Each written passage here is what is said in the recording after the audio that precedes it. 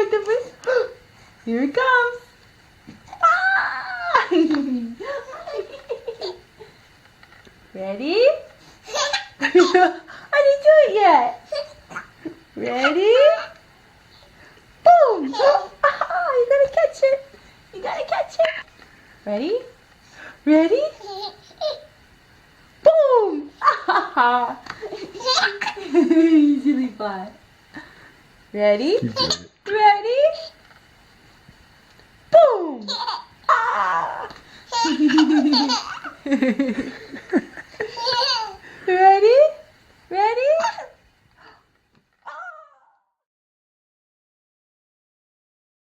It is always now.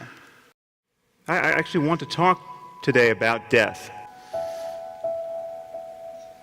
Now, most of us do our best not to think about death, but there's always part of our minds that knows this can't go on forever.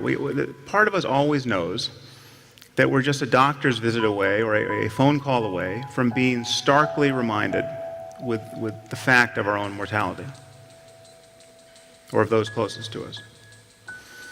Now, I'm sure many of you in this room have experienced this in some form. You must know how uncanny it is to suddenly be thrown out of the normal course of your life and just be given the full-time job of not dying or caring for someone who is. But the one thing people tend to realize at moments like this is that they wasted a lot of time when life was normal. It's not just what they did with their time. It's not just that they spend too much time working or compulsively checking email. It's that they cared about the wrong things. They regret what they cared about.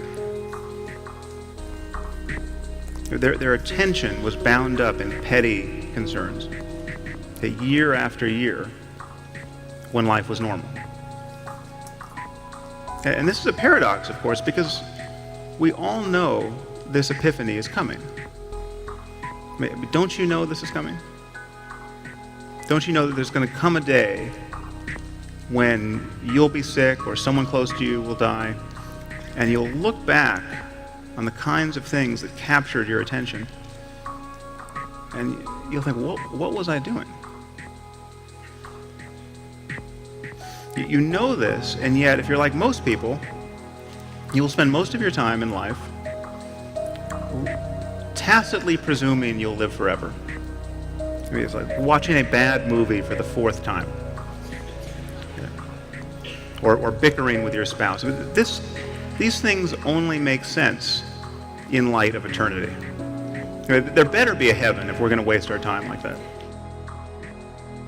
Okay, there are ways to really live in the present moment.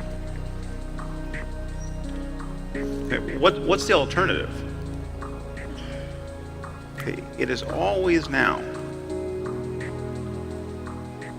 However much you feel you may need to plan for the future, to anticipate it, to mitigate risks, the reality of your life is now. Now, this may sound trite, but it's the truth. It's not quite true as a matter of physics. In fact, there is no now that encompasses the entire universe. You can't talk of an event being simultaneously occurring here and one at the same moment occurring in Andromeda. It's a happy baby. The truth is, now is not even well defined as a matter of neurology, because we know that inputs to the brain come at different moments, and that consciousness is built upon layers of inputs whose timings have to be different.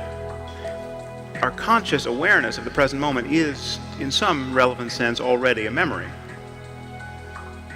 But as a matter of conscious experience, the reality of your life is always now. And I think this is a liberating truth about the nature of the human mind. In fact, I think there's probably nothing more important to understand about your mind than that, if you want to be happy in this world. The past is a memory. It's a thought arising in the present. The future is merely anticipated. It is another thought arising now. Okay, what we truly have is this moment. And this. And this.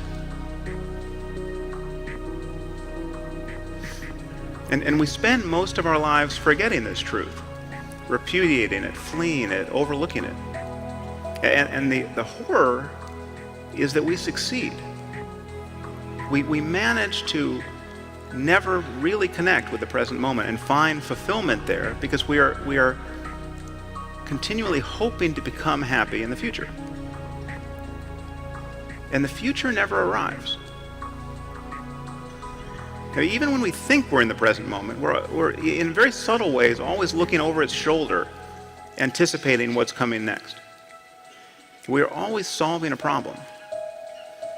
And it's possible to simply drop your problem, if only for a moment, and enjoy whatever is true of your life in the present.